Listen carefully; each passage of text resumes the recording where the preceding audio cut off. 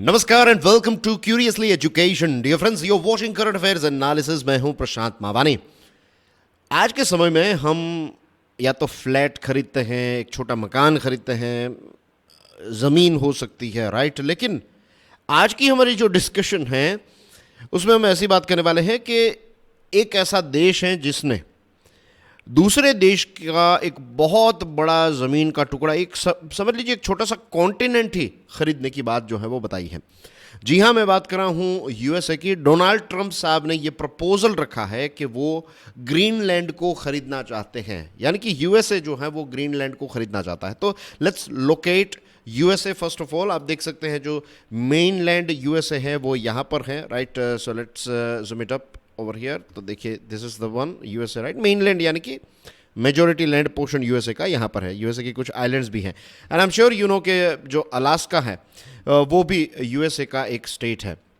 और अगर अलास्का के पॉइंट ऑफ व्यू से देखें, यहाँ से देखें, तो यूएसए और रशिया जो है वो नेबरिंग कंट्री भी हैं, बीच में है बेरिंग स्ट्रेट। और डियर फ्रेंड्स, यहाँ पर आप देख सकते हैं this is Greenland here. Canada यहाँ पर है as you can see, right. और उसके बाजू में एक बहुत बड़ा जो एक कॉन्टिनेंट का टुकड़ा है, दैट इज एक कॉन्टिनेंट ही लगेगा आपको, इतना बड़ा है ये ग्रीनलैंड का पोर्शन। इसको खरीदने की बात जो है वो डोनाल्ड ट्रंप साहब ने बताई। आपकी स्क्रीन पर है Greenland, right. This is Greenland here. और सारे मैप्स जो अभी हमने देखे, thanks two nations online project for this interesting map. यहाँ पर कुछ चीज़ें आप ऑब्जर्व कीजिए, right. This is Arctic circle जो यहाँ से गुजर रहा है, राइट। अगर पहली बार आप ग्रीनलैंड को देख रहे हैं या फिर आपका जो जियोग्राफी है वो उतना स्ट्रॉन्ग नहीं है, तो आई वुड रेकन कि अभी आप चीज़ों को अच्छी तरीके से समझ लीजिए, उसके बाद फिर से यहाँ पर आइएगा इस वीडियो में, इस जगह पर, और चीज़ों को आराम से ऑब्जर्व कीजिएगा। बहुत सारी चीज़ें हैं। बैफिन बे यहाँ पर हैं, राइट।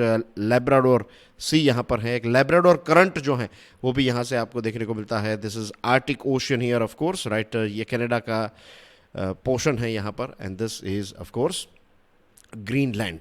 अब ये ग्रीनलैंड जो है, क्या ये अलग देश है? The answer is no. Greenland जो है वो एक डेनमार्क नाम का जो देश है उसकी ज़मीन है। तो ये रहा डेनमार्क आपकी स्क्रीन पर, ये स्वीडन यहाँ पर है। हम इस क्षेत्र की बात हो रही है यहाँ पर, ठीक है। जो स्कैंडिनेवियन देश हम कहते हैं ना, तो उसमें से एक है ये डेनमार्क, और कोपनहेगन इसका कैपिटल। यहाँ पर आप देख सकते हैं बाल्टिक सी है, नॉर्थ सी यहाँ पर है, राइट। तो ये सारी कुछ इंटरेस्टिंग चीज़ें हैं। नॉर्थ से अगर हम देखें तो गोथेनबर्ग एक बहुत ही फेमस जगह है। It's not that far from this place here. और नीचे अगर हम आते हैं तो यहाँ पर आपको यूरोप के बाकी के जो देश हैं वो साउथ में देखने को मिलेंगे। So as far as map is concern, locate हो गया ना कि कहाँ पर किस क्षेत्र की हम बात कर रहे हैं। अब आगे बढ़ते हैं इसमें। Discuss the role of sovereignty as a commodity in international relations with reference to historical land acquisitions and their impact on global power dynamics. कहते हैं ना, खुशियाँ खरीदी नहीं जाती, वैसे ही ये सॉवरेनिटी एक ऐसी चीज़ है जिसको आप खरीद नहीं सकते, राइट। संप्रभुत्ता जो है वो कैसे आप खरीदेंगे? लेकिन ये आज का समय ऐसा चल रहा है कि ये सॉवरेनिटी जो है उसको भी एक कॉमोडिटी के तौर पर देखा जा रहा है। तो इस विषय पर गहराई में उतरते हैं। डोनाल्ड ट्रंप साहब ने 2019 में ये प्रपोजल रखा था कि वो ग्रीनलैंड को, when I say Donald Trump I mean to say कि यूएसए जो है वो खरीदना चाहता है ग्रीनलैंड को फॉर नेशनल सिक्योरिटी पर्पसेस। और उन्होंने उस समय पर यह भी कहा था कि I am not the first president, right, जिनको पोर्टस कहते हैं। पोर्टस यानी कि president of the United state, तो एक शॉर्ट फॉर्म में पोर्टस भी कहते हैं। तो जो पोर्टस हैं, he is not the first POTUS, उनसे पहले भी कुछ ऐसे पोर्टस रहे हैं जिन्होंने इस प्रकार का प्रपोजल रखा है। You will be surprise to know this thing कि अलास्का जो है उसको 1867 में ये रशिया के पास हुआ करता था, लेकिन रशिया ने अलास्का को बेच दिया यूएसए को। और उस समय पर यूएसए के जो सेक्रेटरी ऑफ स्टेट थे विलियम सीबार्ड, तो उन्होंने भी अटेम्प्ट किया था कि 1868 में ये ग्रीनलैंड और आइसलैंड जो है ये दोनों जो है ये $5.5 मिलियन में खरीद लें। तो इस प्रकार के ऑफिशियल हिस्टोरिकल अटेम्प्ट्स जो हैं वो किए गए थे, लेकिन ये मटेरियलाइज जो है वो उस समय पर नहीं हो पाया। फिर 1946 में हैरी ट्रूमैन जो थे प्रेसिडेंट ऑफ कोर्स, तो उन्होंने ये प्रपोजल रखा कि ग्रीनलैंड को वो $100 मिलियन में या फिर उसका इक्विवेलेंट गोल्ड जो है इतना सोना देकर वो खरीदना चाहते हैं। तो अलग अलग समय पर कंसिस्टेंटली 1946, 2019, 2025 डेनमार्क ने हमेशा कंसिस्टेंटली कहा है, रिजेक्ट किया है इस प्रपोजल को कि हम इसको बेचना नहीं चाहते हैं।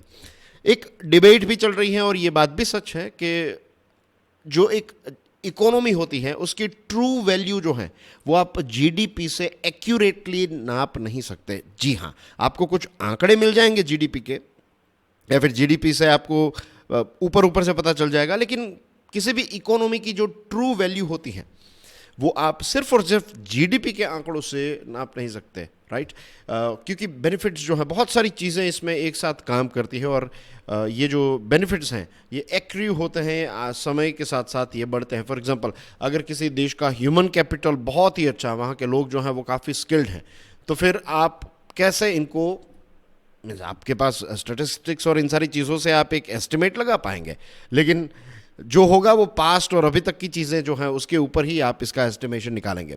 एक चीज़ ऐसी भी है ना कि किसी ने कोई नई चीज़ इनोवेट की और उसके बाद चीज़ें जो हैं वो स्काई रॉकेट होने वाली थी, लेकिन आपने उसको एक एवरेज से ही आगे बढ़ते हुए देखा है। तो ये चीज़ है। फिर किसी देश का infrastructure, quality of life, natural resources, strategic position, ये सारी चीज़ें जो हैं इसको कैलकुलेट करना it's nearly impossible. I am not saying impossible, but nearly impossible, it's very very difficult.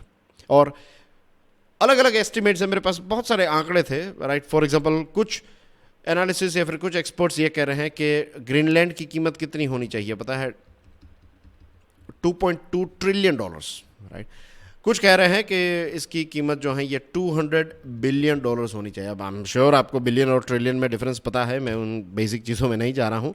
तो ये एक रेंज जो है वो मुझे मिली है, $200 बिलियन से लेकर 2.2 ट्रिलियन तक का एस्टिमेशन जो है वो आ रहा है। लेकिन अब यूएसए जो है वो ग्रीनलैंड के पीछे पड़ा है या फिर खरीदना चाहता है, ये चीज़ें काफ़ी ज़्यादा अभी हमें देखने को मिल रही है।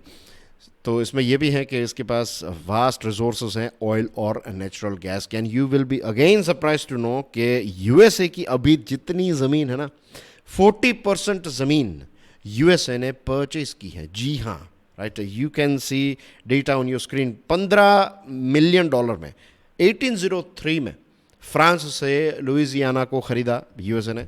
फिर उसके बाद मीन्स आज का जो यूएसए है वो एक समय पर इतना बड़ा नहीं था, लेकिन ज़मीनें खरीद कर वो यहाँ तक पहुँचे हैं। स्पेन से उन्होंने फ्लोरिडा को परचेस किया 1819 में। फिर 1845 में Texas was acquired from Mexico, right? California, New Mexico, Utah जो हैं ये $15 मिलियन में उन्होंने परचेस किया 48 में। 54 में उन्होंने एरिजोना और न्यू मैक्सिको के कुछ पोर्शन को एक्वायर किया।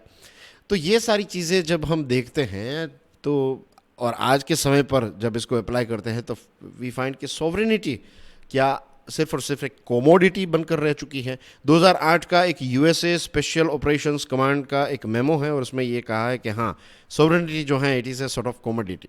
आप मार्केट फोर्सेस जो हैं उससे आप इसको डिसाइड कर सकते हैं।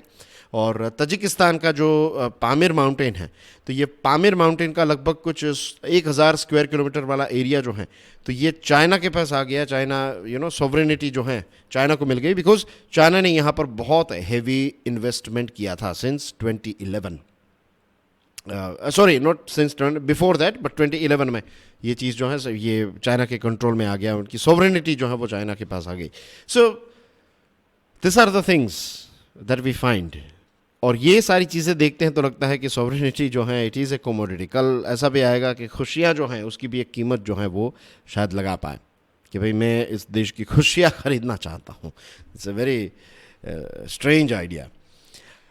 आज के समय में देखिए यूएसए का जो गुआंतानामो बे है क्यूबा में, तो ये मिलिट्री बेस है, तो इसके लिए बहुत बड़ी कीमत जो है वो पे करता है। 1997 तक हांगकांग जो है ये ब्रिटिश टेरिटरी हुआ करता था, तो इसके लिए पेमेंट थी। फिर जर्मनी में जो एक एयरपोर्ट है फ्राइबर्ग, तो इसमें फ्रांस, यूएसए, इन अलग अलग देशों ने इन्वेस्ट किया है। तो ये अलग अलग देशों ने टुकड़े जो हैं वो अपने अपने कंट्रोल में रखे हैं या फिर जॉइंट में वो मैनेज करते चीज़ों को।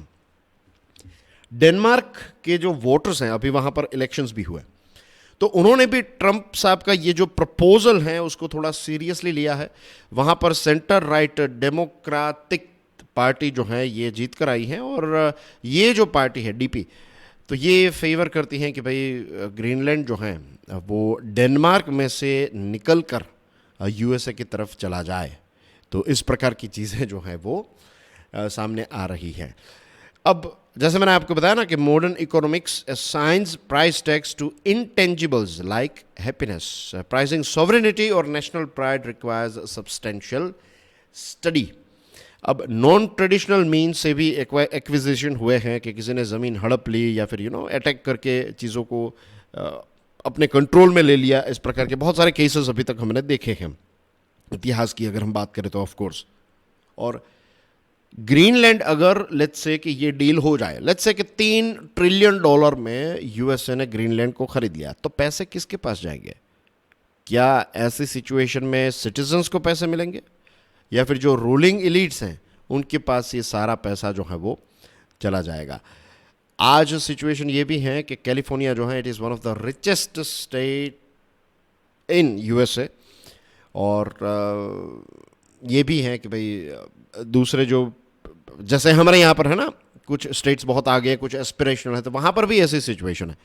तो कैलिफोर्निया के भी कुछ लोग ऐसा कहते हैं कि भाई हमें इंडिपेंडेंस चाहिए, हम क्यों नेशनल किटी में अपने पैसे डालें, हम इतना जनरेट कर रहे हैं तो ये हमारे पास रहेगा तो we will be very wealthy. तो अगर कल आकर कोई ऐसा भी कहे कि भाई हम कैलिफोर्निया को ख़रीदना चाहते हैं, तब क्या यूएसए उसको बेचेगा? मिलिट्री एक्विजिशन जो है उसका भी प्रपोजल रखा है ट्रम्प साहब ने। अगर ऐसी कोई चीज़ करते हैं तो it will create huge amount of disruption in the world. और ग्रीनलैंड अगर बेचना ही है तो फिर कोई हाईएस्ट बिडर भी, कल अगर चाइना कहेगा कि भाई $3 ट्रिलियन आप दे रहे हैं, हम $5 ट्रिलियन देंगे तो हमें दे दो, तो ये एक चीज़ अब बहुत ही विचित्र सी चीज़ जो है वो अब सामने आ रही है कि आप किसी देश के, और ऐसा नहीं है कि छोटी छोटी चीज़ें बहुत सारे, फॉर एग्जांपल सऊदी अरेबिया जो है एक समय पर मालदीव्स के साथ डिस्कशन कर रहा था कि उनके कुछ एटोल्स जो हैं वो ख़रीदना चाहता था। भारत ने काफ़ी उसका मना भी किया था कि भाई ये सारी चीज़ें जो हैं वो आप ना करें, थिंग्स लाइक दैट। तो ऐसी बहुत सारी छोटी बड़ी चीज़ें जो हैं वो बेची गई हैं पास्ट में, लेकिन इतना बड़ा टुकड़ा और इतनी जिस प्रकार से बातें चल रही, और ट्रम्प साहब ने ये कहा कि मिलिट्री एक्विजिशन के लिए भी हम तैयार हैं, तो ये सारी चीज़ें थोड़ी डेंजरस लगती हैं। अब देखते हैं आगे इसमें क्या होता है, राइट। लेकिन एक बहुत ही इंटरेस्टिंग विषय जो है वो हमने कवर कर लिया है।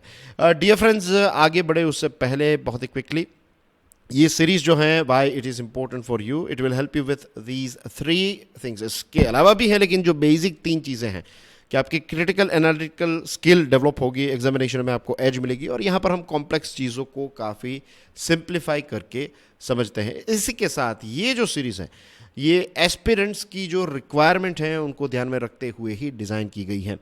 Thank you very very much for your love and support. अभी सिर्फ लास्ट 2 वीडियोज़ से मैंने आपको यूट्यूब के एल्गोरिथम्स थोड़े समझाया। मैंने आपको बताया कि हाउ यूट्यूब वर्क्स। हम सब चाहते हैं कि ये सीरीज़ जो है ये चलती रहें, ये एक्सपांड होती रहें, और किसी भी चीज़ के चलते रहने के लिए it is very very important कि इसका सस्टेनेबल ग्रोथ होता रहे। अब मेरी तरफ से जितनी भी बेस्ट चीज़ें हैं, आई डू माई बेस्ट। अभी जो मैं बेस्ट कर सकता हूँ, I am giving my 100% for this particular series. बदले में what I expect from you guys is total 4 चीज़ें हैं। एक तो आपने कर ही ली होगी, एंड दैट इज़ सब्सक्रिप्शन, कि आपने सब्सक्राइब कर लिया है क्यूरियसली एजुकेशन को। दूसरी जो चीज़ है दैट इज़ कि अगर आप चाहते हैं कि ये सीरीज़ ग्रो होती रहे तो हर रोज़ लाइक बटन को प्रेस कीजिए, इसी के साथ एक छोटी सी कमेंट डाल दीजिए।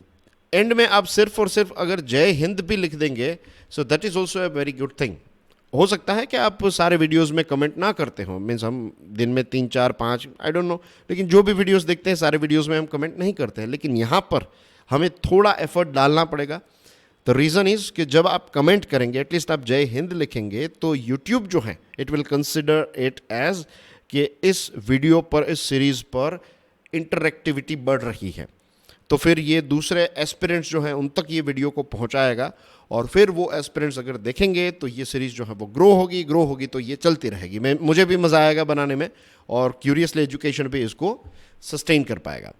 तो लाइक बटन सिर्फ आप लाइक प्रेस करें, that's a good thing, it helps, but सिर्फ लाइक नहीं, लाइक के साथ I want you guys to take one more step, and that is comment, और रेगुलर बेसिस पर please make sure to share it. Now the thing is, देखिए मैं video बनाऊं इसके लिए आपको मुझे रिमाइंड करवाना नहीं पड़ता ना, आप मुझे क्या हर रोज़ कॉल करना पड़ता है कि सर वीडियो बना दीजिएगा? नहीं। तो I do it out of love, I do it out of my responsibility. वैसे ही आप हर रोज़ इस चीज़ को ऐसे ही देखिए, right? Take it as a responsibility, because this is your series, right? So thank you very much. Now let's move on to topic number 2, war crimes. Examine the challenges faced by ICC in enforcing, ICC यानी कि cricket की बात नहीं हो रही है यहाँ पर, of course international criminal court की बात हम कर रहे हैं, enforcing arrest warrants and prosecuting senior political figures, especially those from non-state parties. एक बहुत ही इंटरेस्टिंग चीज़ यहाँ पर याद आई है, आगे बढ़े उससे पहले अभी दोस्तों गुजरात में एक एग्ज़ाम ली गई थी, ये स्टेट लेवल की एग्ज़ाम थी, और एक यहाँ के विद्यार्थी जो हैं, एस्पिरेंट हैं, तो उनको मैंने प्रिपरेशन करवाई, और मैंने कुछ मीन्स कल संडे को उनकी एग्ज़ाम थी, तो फिर वो एग्जामिनेशन देख रहा है, तो उन्होंने मेरे साथ पेपर शेयर किया। अभी मैंने पूरा नहीं देखा है, लेकिन ऊपर ऊपर से देखा ना। I am so glad to tell you कि जो क्वेश्चंस हम डिस्कस कर रहे हैं ना अभी इस प्रकार के, आज का ये topic number 2, it's a sort of question for you guys, isn't it? ऐसे बहुत सारे क्वेश्चंस में से डायरेक्टली क्वेश्चंस पूछे गए हैं। मैं इस पर कुछ शॉर्ट फॉर्म वीडियोस बनाकर शेयर भी करने वाला हूं, right? Let's move on to this topic. आपकी स्क्रीन पर हैं रोड्रिगो डुटर्टे, ये फिलीपाइंस के प्रेसिडेंट हुआ करते थे। अब इनको अरेस्ट किया गया है, आईसीसी का एक जो वारंट है ये इश्यू हुआ, और रेयर सक्सेस मिला है आईसीसी को, बाकी आईसीसी को इतना बड़ा सक्सेस नहीं मिलता है। और डुटर्टे जो हैं तो उन पर ये एक्यूजेशन है कि उन्होंने humanity, crime against humanity of murder ये किया है। और जब वो देवाओ सिटी जो है तो उसके जब मेयर थे और प्रेसिडेंट थे, तो उस समय पर जो वॉर ऑन ड्रग्स जो हैं इनके जो कैंपेन्स थे, तो इसमें बहुत सारे लोग जो हैं वो मर गए, मारे गए। तो ये सारी चीज़ों पर उन पर इल्ज़ाम लगा है। अब आईसीसी जो है उसका जो इन्वेस्टिगेशन है, ये क्राइम जो है इट्स इन्वेस्टिगेटिंग जो चीज़ें हुई बिटवीन 2011 एंड 2019। लेकिन जब डुटर्टे साहब प्रेसिडेंट बने तो उस समय पर उन्होंने क्या किया, आईसीसी में से फॉर्मली फिलीपाइंस को विड्रॉ कर लिया। उन्होंने इसमें से ही निकाल दिया कि भाई हमें इसका पार्ट ही नहीं रहना है। लेकिन अब आईसीसी जो है उसका कहना यह है कि जिस समय पर आप पार्ट थे, जिस समय पर आपका देश आईसीसी का मेंबर हुआ करता था, उस समय पर जो क्राइम हुए हैं उसको तो हम इन्वेस्टिगेट करेंगे, उसको तो हम आगे लेकर जाएंगे, तो हमारा ज्यूरिसडिक्शन जो है वो आपके ऊपर एप्लीकेबल है। अभी क्या है कि वहाँ पर फिलीपाइंस के जो अभी प्रेसिडेंट हैं उनका नाम है फर्डिनांड मार्कोस जूनियर, और ये जो डुटर्टे साहब हैं तो उनकी बेटी हैं सारा डुटर्टे, तो शी इज़ वाइस प्रेसिडेंट। तो अभी प्रेसिडेंट और वाइस प्रेसिडेंट के बीच में कुछ इश्यूज चल रहे हैं, पॉलिटिकल इश्यूज। तो ये सारी चीज़ें जो हैं तो कि पॉलिटिकल वेंडेटा आप समझ लीजिए, जो भी हैं, we are not going into depth of Philippines का पॉलिटिक्स। लेकिन ये इश्यू जो चल रहा है प्रेसिडेंट और वाइस प्रेसिडेंट के बीच में, तो फिर प्रेसिडेंट या फिर वहाँ की जो मेन जो डिफेक्टो लीडर है उन्होंने ये डिसीजन लिया है कि इनके पिताजी जो हैं उनको गिरफ्तार करके आईसीसी के हवाले सौंपा जाए। अब आईसीसी जो है उसके पास ऐसा कोई खास पावर नहीं है, राइट? अगर आपके देश की सरकार सपोर्ट नहीं करेगी तो आईसीसी कुछ नहीं कर पाएगा। तो जो भी है it is dependent on Nations या फिर जो नेशनल गवर्नमेंट है उसके कोऑपरेशन। दूसरी जो चीज़ है वो ये है, ये भी कहा जाता है, क्रिटिसाइज किया जाता है कि जो बिग पावर्स है, बड़े पावरफुल देश जो हैं, तो वो ये आईसीसी को ऑपरेट करते हैं। और आईसीसी हमेशा से आप देखेंगे तो न्यूज़ में यही रहता है कि अफ्रीका के इस लीडर के ऊपर ये इल्ज़ाम, तो अफ्रीका फोकस्ड काफ़ी ज़्यादा रहता है। दूसरी बहुत सारी जगहों पर क्राइम्स होते हैं लेकिन उन क्राइम्स को उतना ज़्यादा जो है वो फोकस नहीं मिलता। तो ICC is not a perfect system established by Roman statute as a permanent court for war crimes and crimes against humanity. इसको इसीलिए एस्टेब्लिश किया गया था, जैसे मैंने बताया कि एनफोर्समेंट की अथॉरिटी इसके पास नहीं है। और यूएसए जो है उसके द्वारा कई बार आईसीसी को बुली किया जाता है, आईसीसी को कहा जाता है कि भाई आप हमारे एलाइड या फिर जो मित्र देश हैं उनके खिलाफ कुछ करेंगे, मित्र देश के प्रेसिडेंट प्राइम मिनिस्टर पर कोई चीज़ करेंगे तो फिर आप यूएसए आईसीसी को मीन्स ऐसे दबा सकता है कि भाई don't do that and don't do this and that etcetera. अब पैलेस्टाइन जो है इस पर रूलिंग अलाउ किया है। अब देखते हैं कि पैलेस्टाइन के और फिर मीन्स वैसे तो बेनियामिन नेतन्याहू जो है तो उसके खिलाफ भी एक अरेस्ट वारंट, पुतिन के खिलाफ अरेस्ट वारंट जो है वो इश्यू किया है, but it's not going to be executed now as of now, right. Future में क्या होगा वी कैन नॉट से। लेकिन स्टेट पार्टीज और नॉन स्टेट पार्टीज जो हैं दोनों तरफ से क्राइम के इल्ज़ाम जो हैं वो लगे हैं। देखते हैं आगे इसमें क्या होता है। लेकिन ये एक चीज़ है कि ये रोमन पुराने जो इंस्टीट्यूशंस जो हैं, राइट, ये सारे तो इनको आज अपग्रेड करने की ज़रूरत है। ये बहुत ही आउटडेटेड हो चुके हैं। सिर्फ कॉम्पिटिटिव एग्जामिनेशन के स्टूडेंट्स को इनके नाम और फुल फॉर्म और किस जगह पर हैं, द हेग, न्यूयॉर्क एक्सेट्रा, ये सारी चीज़ें याद रखने के लिए ही ये सारे टॉपिक्स रह गए हैं आज। बहुत सारे आप देखिए यूएन को ही देखिए, I am not saying UN किसी काम का नहीं है, लेकिन बड़े बड़े वॉर्स जो हैं वो यूएन रोक नहीं पा रहा है। लाइव एग्जांपल हैं, अब देखिए गाज़ा और ये जो गाज़ा पट्टी और इज़राइल का एग्जांपल देखिए आप। यूएसए को जिस प्रकार से दादागिरी कर रहा है तो उसको रोकने के लिए यूएन जो है वो कैपेबल नहीं है। And there are so many Ukraine वाला war and there are so many other examples as well. Anyways, let's move on to the next topic. This one is about safety of our railways. बहुत ही important है। It's transportation की बात करें तो Indian railways जो हैं तो ये हमारी ब्लड लाइन है हमारे देश की, in terms of transportation, in terms of commuting people from one place to another. Evaluate the process made by Indian Railways in reducing accidents over the past decade and identify areas requiring further improvement. Safety की जब बात आती है या फिर कभी accident होता है, मेजर मिसहैप होता है तो टीवी पर डिबेट्स आने लगती हैं, राइट, प्राइम शोज आते हैं, इस पर बहुत सारी डिस्कशन होती हैं। अच्छी बात है कि अभी कुछ महीनों में मीन्स एक जो स्टैम्पिड हुआ था फरवरी में ये कुंभ के टाइम पर, उसके अलावा कोई बड़े हादसे जो हैं वो नहीं हुए हैं। अब क्रिटिक्स जो हैं वो ये कहते हैं कि इंडियन रेलवेज जो है उसकी प्रायोरिटी ऑप्टिक्स पर ज़्यादा होती है कि हमने ये कैमरा लगा दिया है, वो कर दिया एक्सेट्रा, लेकिन सेफ्टी जो है उस पर आज भी उतना ज़्यादा फोकस नहीं है। और कई बार तो गवर्नमेंट जो है वो कहती है कि सेबोटाज यानी कि किसी ने पटरिया जो है उसके साथ छेड़खानी की है, एक्सटर्नल एनिमीज जो है वो इस प्रकार से आतंकवाद फैला रहा है थिंग्स, लेकिन ये सारे नरेटिव्स जो हैं इसकी वजह से एक चीज़ मिस हो जाती है, एंड दैट इज़ कि एक्सीडेंट्स जो हैं वो कम हुआ है लेकिन अभी भी ये नियर ज़ीरो तक नहीं पहुँचे हैं। अब मैंने ये चीज़ इसलिए बताई आपको क्योंकि कमिश्नर ऑफ रेलवे सेफ्टी जो हैं उन्होंने ये बताया कि जो 18 जुलाई 2024 को ये चंडीगढ़ डिब्रूगढ़ एक्सप्रेस जो डीरेल हुई थी गोंडा में, तो इसके पीछे जो बताया जा रहा था ना कि किसी ने सेबोटाज किया है, ये चीज़ नहीं थी। इसमें इंजीनियरिंग डिपार्टमेंट जो है इट इज़ रिस्पॉन्सिबल, ये कमिश्नर ऑफ रेलवे सेफ्टी ने कहा था। उस समय पर कहा जाता था कि किसी ने सेबोटाज किया हो, लेकिन ऐसे कोई एविडेंस जो है वो नहीं है। और बहुत सारे केसेस में, मल्टीपल केसेस में एनआईए के द्वारा भी इन्वेस्टिगेशन की गई और पता चला है कि there are no sabotage attempts या फिर ऐसी कोई चीज़ जो है वो देखने को हमें नहीं मिली है। रूट कोजेस जो हैं, जब आप ऐसी बात करेंगे तो क्या होगा, जो रूट कोजेस हैं उस पर से फोकस हटकर इन सारी चीज़ों पर चला जाएगा, कॉन्स्पिरेसी थियरीज पर चला जाएगा। अभी हमारे रेलवे मिनिस्टर ने कहा है कि एनुअल सेफ्टी इन्वेस्टमेंट जो है रेलवे के लिए is going to be over 1 lakh crore rupees, which is a big amount. और पिछले अगर 10 सालों में देखें तो बहुत सारी चीज़ें जो हैं वो ऐसी हुई है। इट्स नॉट जस्ट के मोदी सरकार के समय पर, बट डेफिनेटली उससे पहले की सरकार ने कुछ स्टेप्स लिए, फिर मोदी सरकार ने भी कुछ स्टेप्स लिए हैं और धीरे धीरे करके जो एक्सीडेंट्स के आंकड़े हैं वो कम हुए हैं। उसमें से एक मेजर रीज़न जो है दैट इज़ जो अनमैन्ड लेवल क्रॉसिंग है, तो इसको एलिमिनेट किया गया बहुत सारी जगहों पर।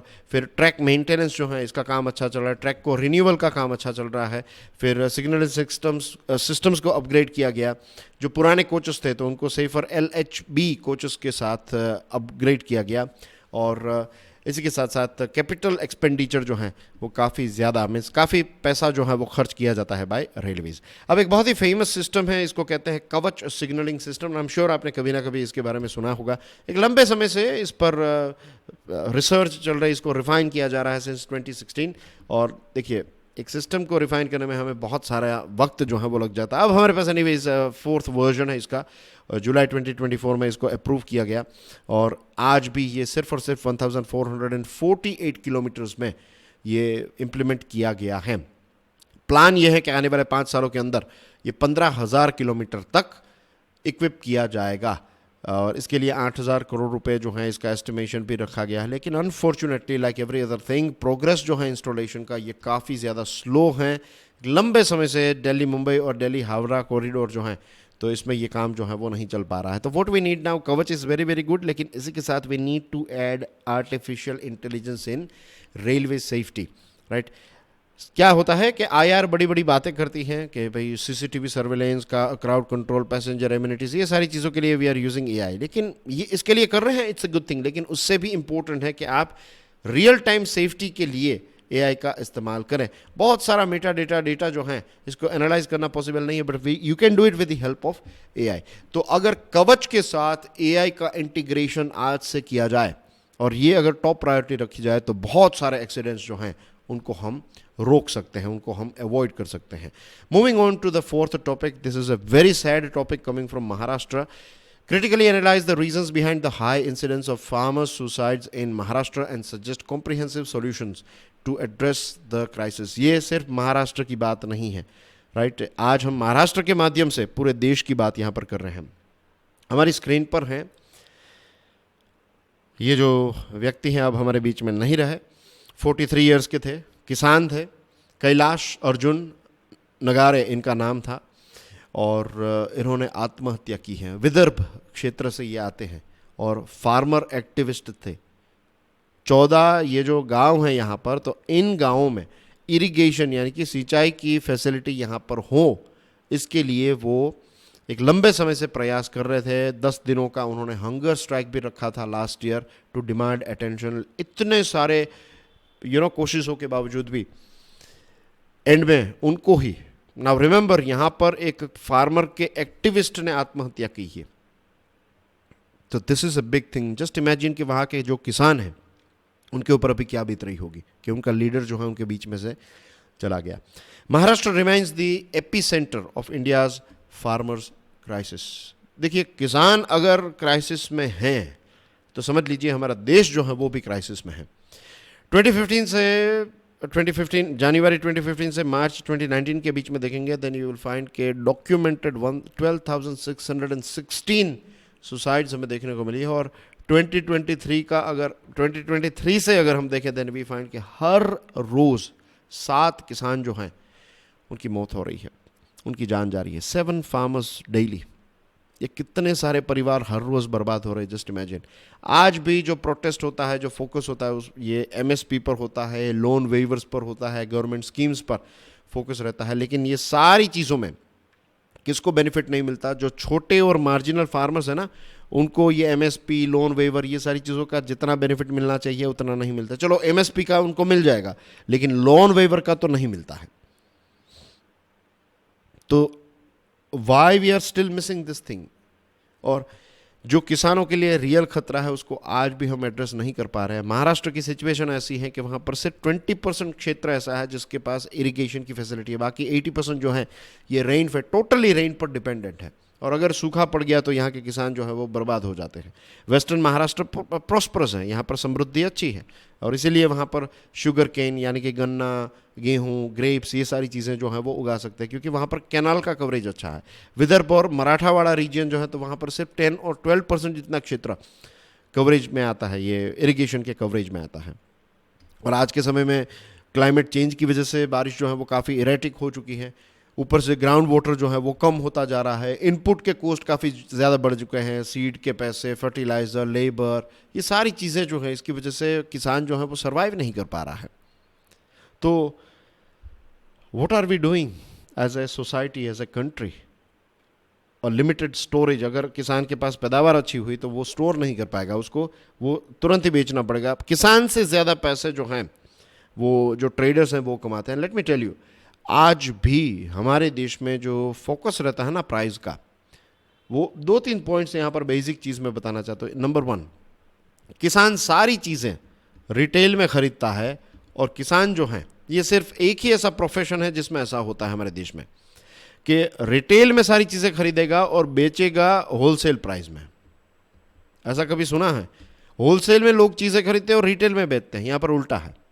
दूसरी चीज़, आज भी सरकारें जो हैं उनकी पॉलिसीज़ जो हैं वो कस्टमर जो हैं या फिर कंज्यूमर जिसको हम कहते हैं, राइट, मैं और आप हम सब कंज्यूमर हैं, तो कंज्यूमर की प्राइस, कंज्यूमर को महंगाई नहीं प्रॉब्लम करनी चाहिए, इस पर फोकस रहता है।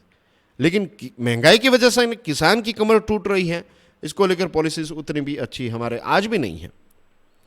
So this are the things, debt waivers और ये सारी चीज़ें होती हैं, ये प्रॉपर सॉल्यूशंस नहीं है। रूट कोजेस को आज भी issue means root cause issues जो है उनको आज भी हम एड्रेस नहीं कर पा रहे हैं। माइक्रो इरिगेशन के प्रोजेक्ट्स दुनिया में, इजराइल को देख लीजिए यार, उसके पास क्या नहीं है, कहाँ पे एक कहते हैं ना कि डेजर्ट वाला पोर्शन है वहाँ पर, और वो दुनिया के दूसरे देशों में सिट्रस फ्रूट्स एक्सपोर्ट कर रहा है।